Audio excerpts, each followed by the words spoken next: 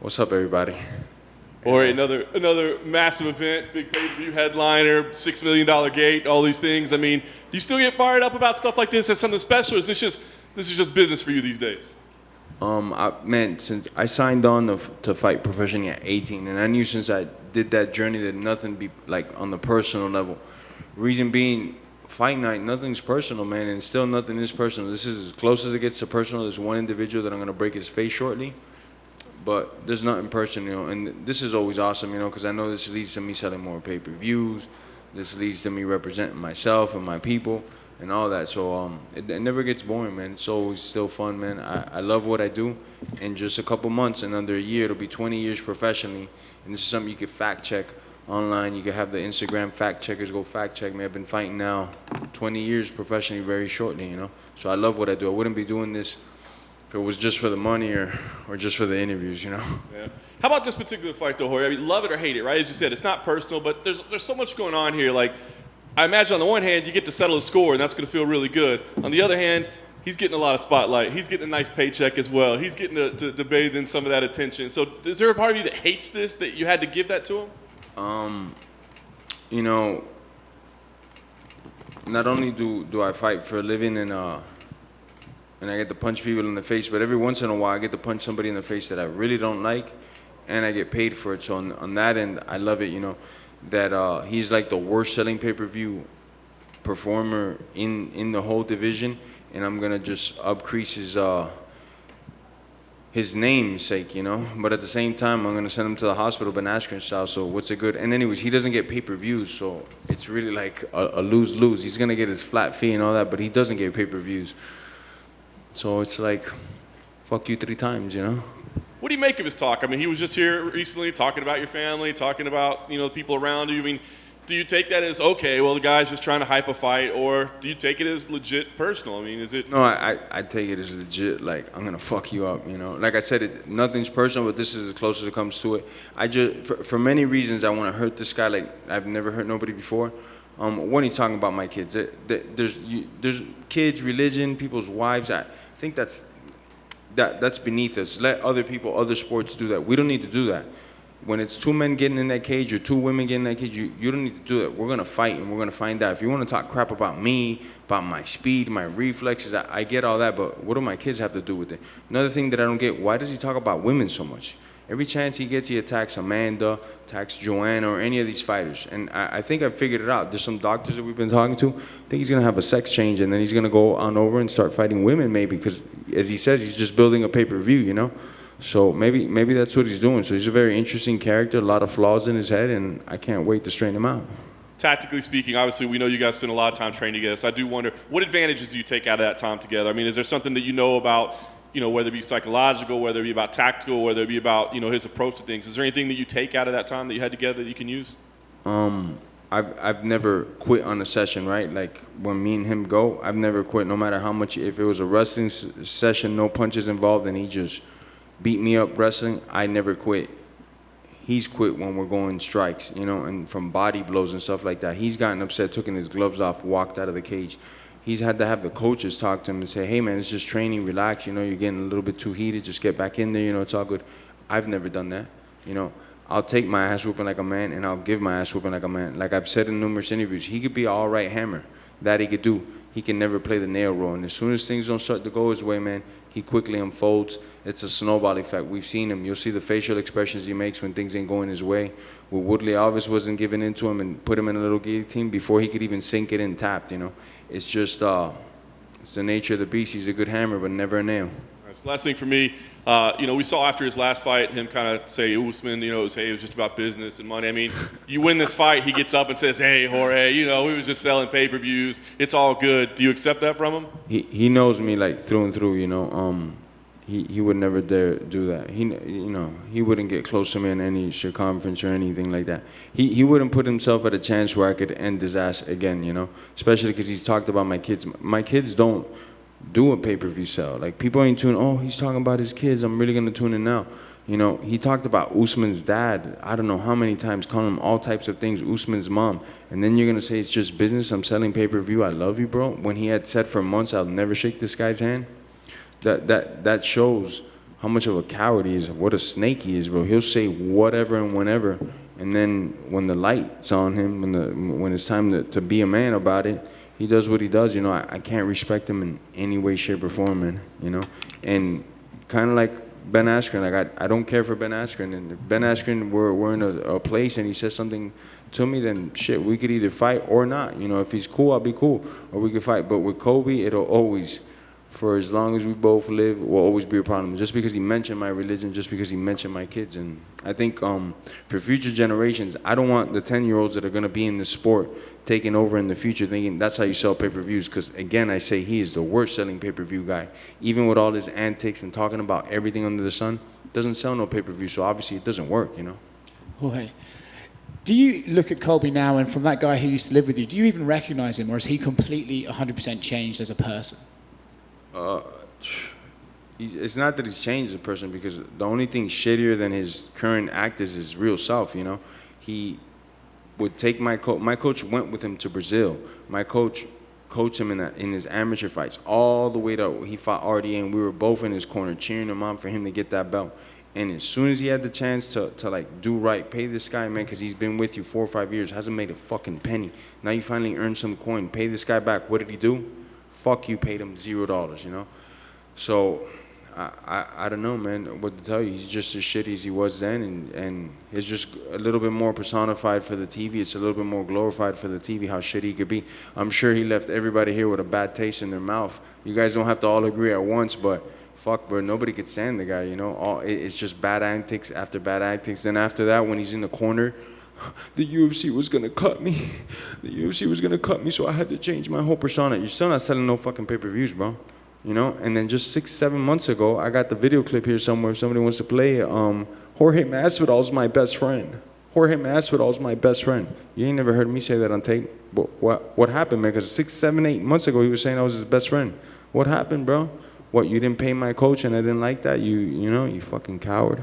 Is there an argument? People always say, like, oh, Colby's just playing a character. But if you're playing a character all the time, at what point are you not even playing a character anymore? At what point are you just that person?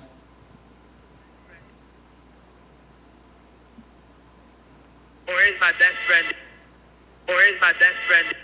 Or is my best friend? What the fuck? That was like 8 months ago, bro. What the fuck is wrong with you, bro? You ain't never heard me say that on video. Why was he saying that? Because I was already a household name, a star. So he's just trying to align himself with that. Ask him any question about Trump policies or anything that Trump changed or didn't change, and see what the fuck he tells you. He can't tell you shit. He just wanted to tie his name to something that was fucking going up. You know, whether people loved him or hated him, he's like, let me attach my name to that because I could get some fame with that. The guy's a fucking complete chameleon, bro. Last one from me. You sometimes specifically mentions like, oh, he couldn't handle it when I went to the body in training, or he couldn't handle it when I put the pressure on him, he would break. But he never seems to say specifics as to why he can beat you. He just sort of says, oh, I'm going to go in there and smash him. Is that because there was no occasion where he had a strategic advantage over you in sparring? When he first came on over, and again, everything could be fact-checked, I was at 155 pounds, just left Strikeforce. He was just fresh out of college. He was actually considering fighting at either 185 or 170. So we used to wrestle all the time, and it didn't fare well for me in wrestling. He'd consistently beat me at wrestling, straight wrestling. As I started to get bigger, those wrestling exchanges started to get a little different. Once I came to 170, but that was many years later. We're talking about like 3-4 years later. All of a sudden, the wrestling goals are not in his favor as much, you know, and now he's having to take a deep breath because I got a little bit extra weight behind me and I know more of the wrestling. So the goals between me and him started to become far and few in between. When at 55, he'd always want to go, always want to use me for his training camps.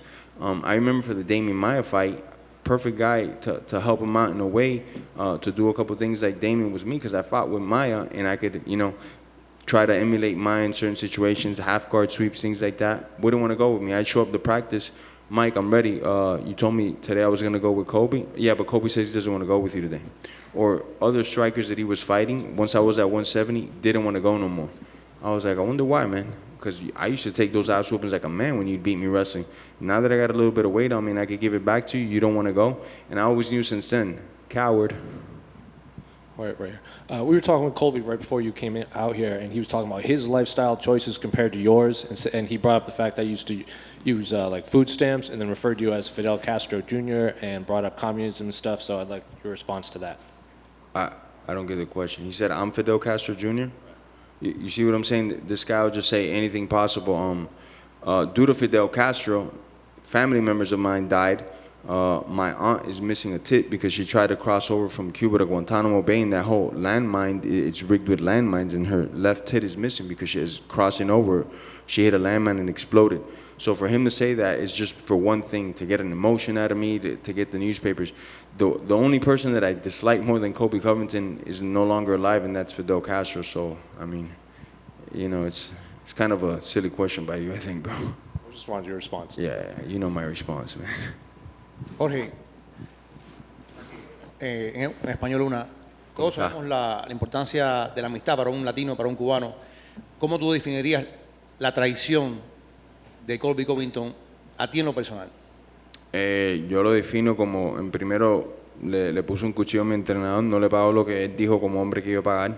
En segundo, empezó a hablar de mi hijo, de las exes mías, de mi religión al constante. Eso es lo único que él ha hecho para vender el pay-per-view. No hablar de él y cuánto él está entrenando y las cosas que ha hecho en su vida para mejorar como un atleta, no. Hablar de mis hijos, hablar de mi estilo de vida. Yo puedo entender todo, pero de la religión y los hijos nunca se habla. La traición es algo feo, pero por lo menos en este libro, en esta película, yo le llego a dar el final. Jorge, right here. Right over here.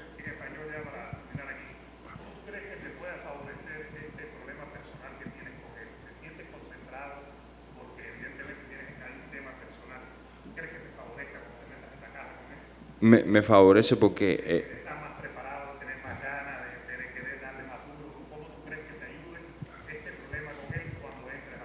me favorece porque él al fin del día tiene miedo a las manos de oponentes, no nomás de yo, pero de varios. Él nunca le ha gustado pelear mano a mano, le gusta entrar a abrazar a un hombre, olerle los testículos, es lo que le encanta a él. Él sabe que conmigo, sea o no sea, yo cansado, yo luchando, no, le voy a meter las rodillas, los codos en la cara y le voy a hacer la vida imposible. Obviamente para mí me trae más coraje, más cosas, pero a la misma vez yo soy un profesional. No puede ser, te quiero dar más duro a ti, estoy cargando el golpe más que nunca. No, yo sigo siendo el mismo profesional día y noche. Y parte de eso es que nada es personal en este juego en realidad. Él puede decir lo que quiera, pero nada es personal en realidad. Es bien cerca personal, pero no es personal. Jorge, down here to your left. If this fight goes the way that you want to and you get to, well, stick the hatchet in his neck, I think that was a quote that you said, how satisfying will that be, and where will it rank in your victories? In my victories, it'll rank, it'll put me as the #1 contender. I'll be competing for the title shortly after, so that's definitely a plus, But as far as like having beaten great fighters and stuff, I wouldn't even talk to my grandkids about this guy, It'd just be some personal stuff, and yeah, I beat this guy up and some dude I never really liked, and that's it. But as far as accomplishments go, nah, he won't rank on there as far as accomplishments. I don't like his style, how he fights. I think I'm going to make it look very easy come Saturday night, and people are not going to even give me credit. They're going to be like, yeah, I guess Masvidal was right. Colby's overrated, overranked, and fucking a piece of shit individual. Jorge, right here. Jorge, you've talked about the insecurities you feel like you've brought out in Colby. Has there ever been any insecurities he ever brought out in you, whether when you first started training or anywhere else? I wouldn't say insecurities, but I knew he wrestled since he was 7 years old. I didn't come into wrestling until much later, till I started MMA. I wouldn't say insecurities, but strong, like, hey, I know I'm not great in this department. Let me get better at it. I'll keep going with this individual, but insecurities is not something that guy could bring out of me. People talk about how you guys going to keep the emotions in check. Can you describe what do you think you're going to feel when the ref finally says go on Saturday night and you can finally put hands on him? Just another fight, man. Like I've said, there's a lot of emotions, but those will be left for after the fight. Maybe I'll cheer a little bit harder. Maybe I'll eat more cheeseburgers after. But really, man, when you're in there, I don't care about nothing else. My whole life leads to that, and I've been a professional now for 19 years. It's not going to change on that night. I'm not going to, oh my gosh, it's this guy that I hate, and cock my hand back a little further to try to hit a little harder. Nah, it's just business, man. Ain't nothing personal. This is as close as it comes to personal, but ain't nothing personal in this shit. There's a bunch of scumbags that I've already dealt with prior to Colby, none at this level, but there's a bunch that I've dealt with before Colby, and there'll be a bunch more after. None of them are gonna take it personal. This is just a chapter in my life. Jorge, another one here. You cooked up a special plan for Ben Askren, and it came off in viral fashion. Do you have a similar one for Colby? I got a very similar plan for Colby. It starts violent and it ends even more violent. Jorge at the back. Hey, what's How up, you mate? doing? How you doing, man? Has this fight gone past the point of no return in terms of you two ever becoming friends again? You know, my kids mean a lot to me. My daughter's 13 years old. She's like online. I can't, you know, control her every second of the day. So she goes on the phone. She sees things like, why is this person talking about it? Why are we getting brought up? Those type of things, you know. I'll never let that slide in my life, man. I mean, we could be both of us in a very bad situation where we could maybe help each other to get out of that situation. And I would say, nah, we both die here. You know, like in a sinking ship, I'm causing a fist fight right there with him, and we both die. You know. So if Colby extends a hand after the fight, is it super necessary that you don't shake it? He's not gonna come shake my hand under no circumstances. I'll tell you the first thing why, because he's gonna be headed to the hospital. All you guys are gonna prophesize it now. Are gonna put Monday morning, Colby Covington still in critical condition, might not make it. That's all I'm trying to do, man. All right, back here. The fight's on 305 day. He's calling himself the King of Miami. Do you have extra motivation to put on for your city on Saturday? Again, the delusions I talk about, this guy's from Oregon, moved to Florida, not even Miami, moved to Florida when he was 28 years old, lives in like Fort Lauderdale or something like that, doesn't even live in Miami. So for me to even address that, it's like wasting it. It's like me saying I'm the King of England, you know? It's just fucking, people are gonna laugh me out of death, you know what I'm saying? It's the same exact thing with this guy. Ain't nobody with my city supports this guy, looks at this guy and goes, oh yeah, this is one of our representatives. Quite opposite, the opposite, you know. He doesn't like to go out of Miami too much because, man, shit might happen to his ass. And after this fight, I'm telling you, he might not be allowed in the city because I get a lot of phone calls constantly where this guy's at, and people asking me, green light this guy? I said, no, nobody can touch this guy but me. But after the fight, he belongs to the city. He'll see where he really stands after the fight. Thank you, everybody. Get ready for some violence on Saturday, man. My Van Gogh's gonna be up.